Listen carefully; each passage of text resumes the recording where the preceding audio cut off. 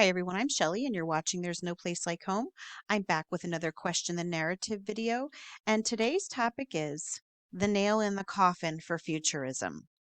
Now, hear me out. I didn't want to have such a negative title for my video, but I couldn't think of a more positive title that would illustrate just how strongly I feel about what I'm going to be sharing with you today. And that is my thoughts on Daniel 12, because I have been studying it recently. I've been meditating on it. I've been praying for direction in this whole area and doing lots of research. And this is what I have come up with. And please let me remind you that I am not an expert. So many people come here commenting saying that I'm trying to be an authority. No, I'm not. I'm just sharing with you what I have discovered because I am excited about them. I'm excited to share in the Lord. I'm excited to share the Lord's work. And I really think that it's about time that we stop just listening to whatever those people that we do consider to be authorities tell us and start reading the word for ourselves. Because unfortunately, much of what the people that we are listening to have been telling us is what they have been learning in universities that have been spreading some very non-biblical things. And so I think it's important that we keep that in mind. So again, not an expert, just sharing with you my thoughts on Daniel 12. But yeah, I think for me, this just this is the nail in the coffin for futurism. And I know that there's going to be a lot of you who watch this and think, no, it's not. What is she talking about? And I've realized that it's because I am an INFJ. And thank you, Sally. And Sally, you know who I'm talking to, but Sally pointed out to me that I am an INFJ, as she is. And the reason that so many people don't understand me is because I think differently than a lot of people do. So what I see as really, really crystal clear, others may have a harder time getting to that. So just bear with me here.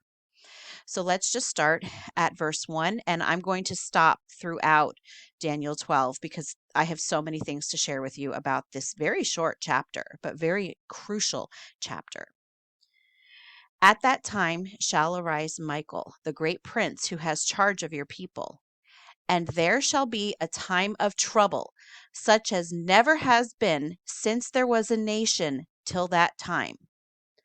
So does that sound familiar to you? In Matthew 24:21, Jesus said, "For then there will be great tribulation, such as has not been from the beginning of the world until now, no, and never will be." So I believe that what this is talking about is the tribulation. But at that time your people shall be delivered, everyone whose name shall be found written in the book. So, first of all, this is something that I think is crucial for people to understand. It's talking about the tribulation, and then it says, at that time your people shall be delivered, everyone whose name shall be found written in the book. And this theme will continue with the rest of this paragraph. It says at that time. It does not say that there is going to be a gap between the tribulation and the deliverance of God's people, which is found in the resurrection and the judgment. It says at that time. Now, when this is talking about at that time, people shall be delivered, everyone whose name shall be found written in the book, there are many people who believe that this is talking specifically about not only the spiritual aspect of this, but at that time your people shall be delivered, everyone whose name shall be found in the book of life, because at that time of the tribulation, which I mentioned in another video, the Great Tribulation, I believe, is the same as the Jewish-Roman War. In 66 AD, Jerusalem's Christians fled to Pella and the Decapolis area. They were saved from the judgment of Jerusalem. They were not there when it happened. 1.1 million apostate Jews died there. No Christians did. Why did they go there? Because now some accounts say that they had a divine revelation or a divine sign, and I believe that revelation came from Jesus himself when he said in Luke 21 verse 20, But when you see Jerusalem surrounded by armies, you will know that her desolation is near. Then let those who are in Judea flee to the mountains. Let those in the city get out, and let those in the country stay out of the city. The Christians who fled to Pella were doing exactly what he told them to do. They were saved in that manner as well. And even if you see down here the cross reference, Matthew 24, verses 15 to 16. So when you see standing in the holy place the abomination of desolation, spoken of by the prophet Daniel, let the reader understand. And by reader, they're talking about contemporary readers, because that's who this was written to. Then let those who are in Judea flee to the mountains. And that is exactly what Christians did in 66 AD. Now, since it mentioned the book of life, let's read Revelation 20, verse 12. And I saw the dead, great and small, standing before the throne, and books were opened. Then another book was opened, which is the book of life. And the dead were judged by what was written in the books, according to what they had done. So this is clearly talking about the white throne judgment. And what does it say? At that time. So we are talking about at that time. At that time that the tribulation occurred, the judgment then occurred. Not a huge gap, 1,000 or 2,000 years later. And many of those who sleep in the dust of the earth shall awake, some to everlasting life, and some to shame and everlasting contempt. So again, clearly the judgment of the living and the dead. And those who are wise shall shine like the brightness of the sky above, and those who turn many to righteousness like the stars forever and ever. So I'm going to stop right here because I want to point out two things. First of all, it's the fact that this is obviously not to be taken literally, like so many people try to take the book of Revelation and the epistles in the New Testament. But it says, those who are wise shall shine like the brightness of the sky above, unless you believe that people are going to be glowing. And then it says, those who turn many to righteousness like the stars. Again, stars and brightness, these are all apocalyptic language, and that is how it is meant to be used. Now, in addition to this, what I find about those who are wise shall shine like the brightness of the sky above, and those who turn many to righteousness like the stars forever and ever reminds me of this verse. Revelation 21, verses 23 and 24 says, and the city that we're speaking of is the New Jerusalem, and the city has no need of sun or moon to shine on it, because the glory of God illuminates the city, and the Lamb is its lamp. By its light the nations will walk, and into it the kings of the earth will bring their glory. What is the New Jerusalem? The New Jerusalem is the body of believers, and by its light the nations will walk. And what does it tell us here? It will shine like the brightness of the sky above and like the stars forever and ever. This is talking about the New Jerusalem, and yes, I believe this is talking about the church. But you, Daniel, shut up the words and seal the book until the time of the end. Many shall run to and fro, and knowledge shall increase. So Daniel is told to shut up the words of this prophecy, because this isn't something that is going to be happening in his time. On the contrary, though, in Revelation 22:10, which was written about 500 to 600 years after Daniel was told to shut up or seal up the words of the prophecy, John was told, and he said to me, do not seal up the words of the prophecy of this book, for the time is near. So 500 to 600 years after the book of Daniel, in the book of Revelation, when you will find the same prophecies that are from the book of Daniel and are really found throughout the entire Bible. You are being told in Revelation that the time is near. When Revelation was written, which I believe was probably around 64 AD.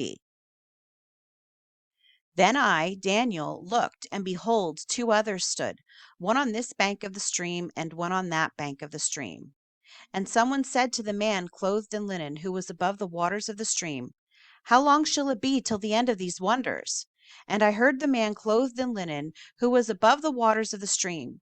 He raised his right hand and his left hand toward heaven and swore by him who lives forever that it would be for a time, times, and half a time, and that when the shattering of the power of the holy people comes to an end, all these things would be finished. So a time, times, and half a time, I just went over that in another video.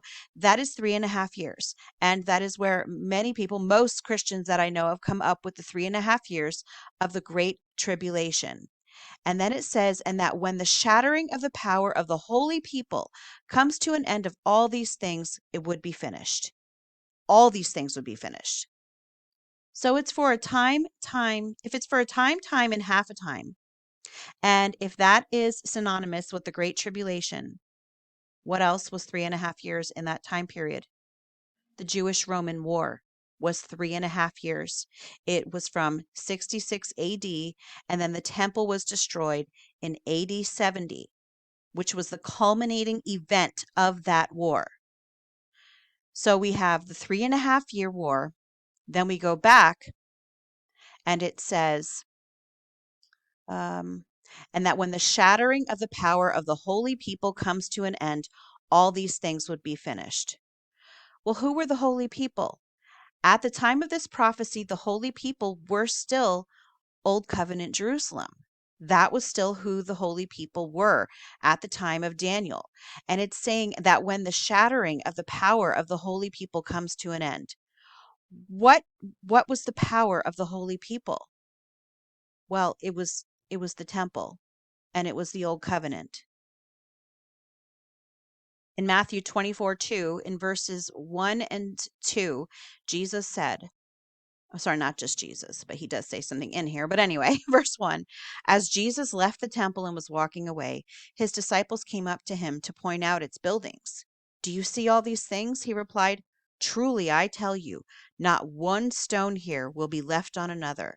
Every one will be thrown down. And that is exactly what happened in 70 AD.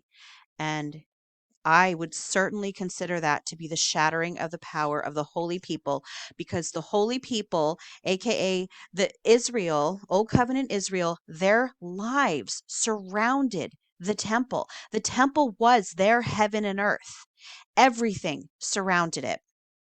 Now, I would like to share with you a historical account regarding this incident of when the temple was destroyed. And again, these accounts are gathered in the book Beyond Creation Science from its New Covenant creation from Genesis to Revelation. And so I am not even halfway through with this book yet. And the book is not only about this, but I highly encourage everyone to go get this, because you will have a completely different perspective of the Bible after reading this. I already do. And like I said, I'm not even halfway through. But with that being said, I'm going to share an excerpt from that book. And this is actually from Josephus's book Wars. It's book 6, chapter 7, paragraph 2. Titus gave orders to the soldiers both to burn and to plunder the city, who did nothing indeed that day. But on the next day they set fire to the repository of the archives, to Acra, to the council house, and to the place called Ophlis, at which time the fire proceeded as far as the palace of Queen Helena, which was in the middle of Acra. The lanes also were burnt down, as were also those houses that were full of the dead bodies of such as were destroyed by famine. And I'm sorry, this was actually from chapter 6, paragraph 3. The next part is chapter 7, paragraph 2. On the next day, the Romans drove the robbers out of the lower city and set all on fire as far as Siloam. These soldiers were indeed glad to see the city destroyed, but they missed the plunder, because the seditious had carried off all their effects and were retired into the upper city. For they did not yet at all repent of the mischiefs they had done, but were insolent, as if they had done well. For as they saw the city on fire, they appeared cheerful, and put on joyful countenances, in expectation, as they said, of death to end their miseries. Accordingly, as the people were now slain, the holy house was burnt down, and the city was on fire. There was nothing further left for the enemy to do. And here's just one paragraph written by the authors of Beyond Creation Science that I thought was very relevant to this. Though Josephus does not confirm this, others did. The fire melted the gold of the temple so that it ran down into the cracks in the floors. Not only did the Romans tear down the temple stone by stone, after the ruins cooled, the Roman soldiers pried up every stone in order to retrieve the gold. The temple was destroyed. Not one stone was left on another. I remember the first time that I read Daniel 12:7 and actually thought about what it said. It hit me like a ton of bricks. When the shattering of the power of the holy people comes to an end, all these things would be finished. All these things. What are all these things? Well, so far it has talked about the tribulation, the judgment, and the resurrection. When the power of the holy people has been shattered. That happened at the fall of the temple. Again, tribulation, resurrection, judgment. They're all connected. There's no gap in between them. They all happened by the time that the temple was destroyed. I'm going to continue on now. I heard, but I did not understand. Then I said, "Oh, my Lord, what shall be the outcome of these things?" He said, "Go your way, Daniel, for the words are shut up and sealed until the time of the end." Do you see that? Until the time of the end. When was it unsealed? It was unsealed at the time of the writing of Revelation. It was the time of the end then. Many shall purify themselves and make themselves white and be refined, but the wicked shall act wickedly, and none of the wicked shall understand, but those who are wise shall understand. Revelation 22, verses 14 and 15 said, Blessed are those who wash their robes, so that they may have the right to the tree of life, and that they may enter the city by the gates. Outside are the dogs and sorcerers, and the sexually immoral, and murderers and idolaters, and everyone who loves and practices falsehood. Many shall purify themselves and make themselves white and be refined, but the wicked shall act wickedly. That's Revelation 22, 14 to 15 in my mind. I could be wrong. And none of the wicked shall understand, but those who are wise shall understand. And that verse reminded me of this historical testimony also from Josephus. Thus were the miserable people persuaded by these deceivers, and such as belied God himself, while they did not attend nor give credit to the signs that were so evident, and did so plainly foretell their future desolation, but, like men infatuated, without either eyes to see or minds to consider, did not regard the denunciations that God made to them. Thus there was a star resembling a sword, which stood over the city, and a comet that continued a whole year. Thus also before the Jews' rebellion, and before those commotions which preceded the war, when the people were come in great crowds to the feast of unleavened bread, on the 8th day of the month Xanthicus, Nisan, and at the 9th hour of the night, so great a light shone round the altar in the holy house, that it appeared to be bright daytime, which lasted for half an hour. This light seemed to be a good sign to the unskillful, but was so interpreted by the sacred scribes as to portend those events that followed immediately upon it. At the same festival also, a heifer, as she was led by the high priest to be sacrificed, brought forth a lamb in the midst of the temple. Moreover, the eastern gate of the inner court of the temple, which was of brass and vastly heavy, and had been with difficulty shut by 20 men, and rested upon a basis armed with iron, and had bolts fastened very deep into the firm floor, which was there made of one entire stone, was seen to be opened of its own accord about the 6th hour of the night. Now those that kept watch in the temple came hereupon running to the captain of the temple, and told him of it, who then came up thither, and not without great difficulty was able to shut the gate again. This also appeared to the vulgar to be a very happy prodigy, as if God did thereby upon them the gate of happiness. But the men of learning understood it, that the security of their holy house was dissolved of its own accord, and that the gate was opened for the advantage of their enemies. So these publicly declared that the signal foreshadowed the desolation that was coming upon them. Besides these, a few days after that feast, on the 21st day of the month Artemisius, Iar, a certain prodigious and incredible phenomenon appeared. I suppose the account of it would seem to be a fable, were it not related by those that saw it, and were not the events that followed it of so considerable a nature as to deserve such signals. For before sunsetting, chariots and troops of soldiers in their armor were seen running about among the clouds and surrounding of cities. It's from Josephus Wars, Book 6, Chapter 5, Paragraph 3. So, right there, we had a historical account of the wicked not understanding and the wise understanding. Verse 11. And from the time that the regular burnt offering is taken away and the abomination that makes desolate is set up, there shall be 1290 days. How long is 1290 days? 1290 days, in my calculation, is approximately 3.5 years. Well, remember when I talked to you about the Christians fleeing to Pella because of the abomination of desolation? At least if you look at it according to what Luke said, when you see standing in the holy place the abomination of desolation spoken of by the prophet Daniel, then let those who are in Judea flee to the mountains. But here it also says, but when you see Jerusalem surrounded by armies, you will know that her desolation is near. This is talking about the same thing. The Christians fled because of the abomination of desolation in 66 AD. When was the temple destroyed? It was destroyed about 3.5 years later in AD 70.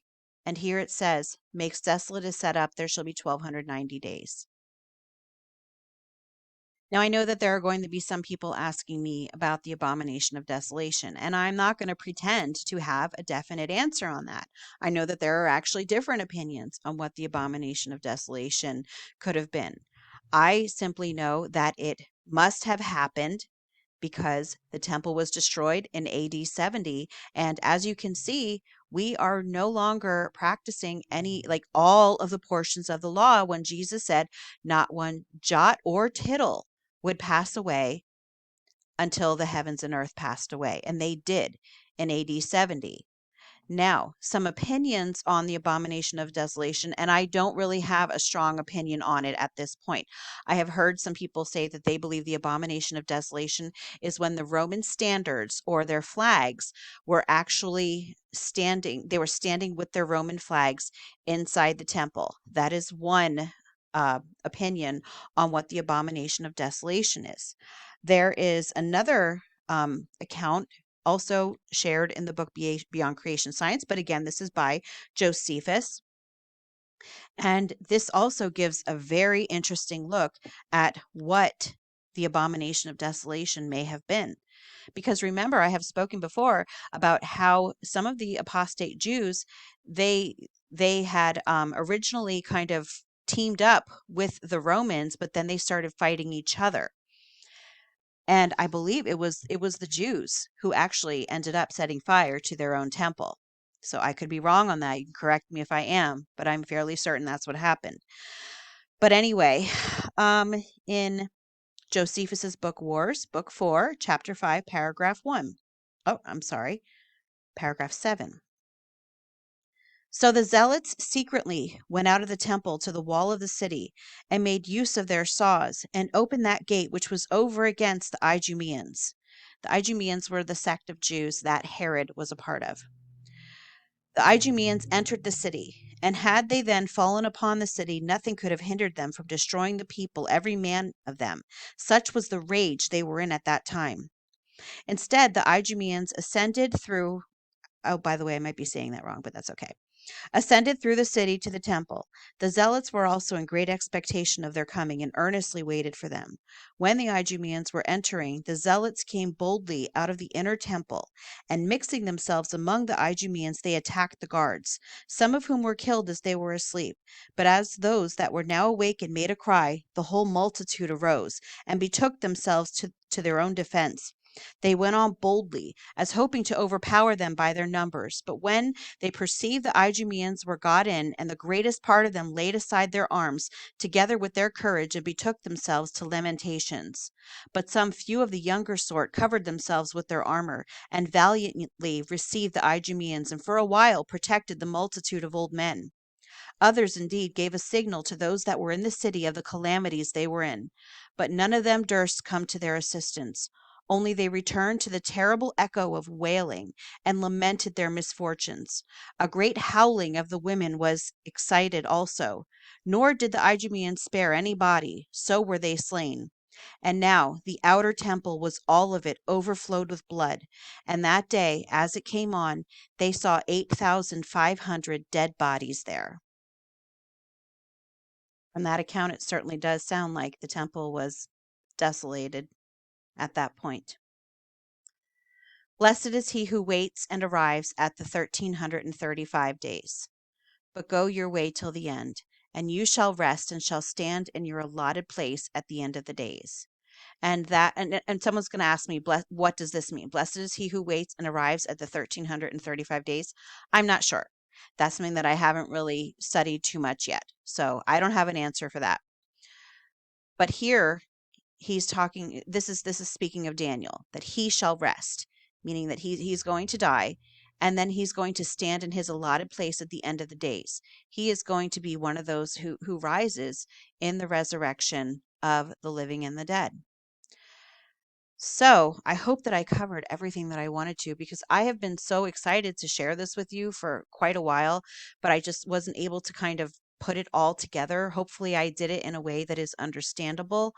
But basically, as a last summary, in the book of Daniel, they're talking about the tribulation, which is immediately followed by the resurrection and the judgment. There is no gap. It was immediately followed by the resurrection and the judgment. And then they're asked, well, how long is this going to like all of this is going to take place? 3.5 years, which is the same length as the Jewish-Roman War. Well, and then how else do we know that this is, the time? Because it's when the shattering of the holy people comes to an end. And in my opinion, that is the destruction of the temple, hands down. You cannot get, for me, more explicit than that. 3.5 year war, then we have a destruction of the temple in AD 70. And so, yes, I believe that this is the time that it is speaking of.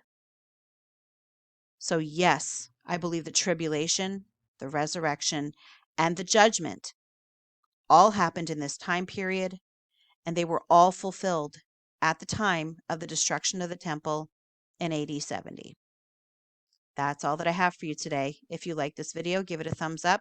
If you haven't subscribed and would like to hear more of what I have to say, I would love if you would do that. If you have any questions or comments, you can leave one down below. And if you like my work and would like to become a channel member, I will leave a link in the description box for that as well. Or you can just click on it right on my channel page. And I hope you have a great day.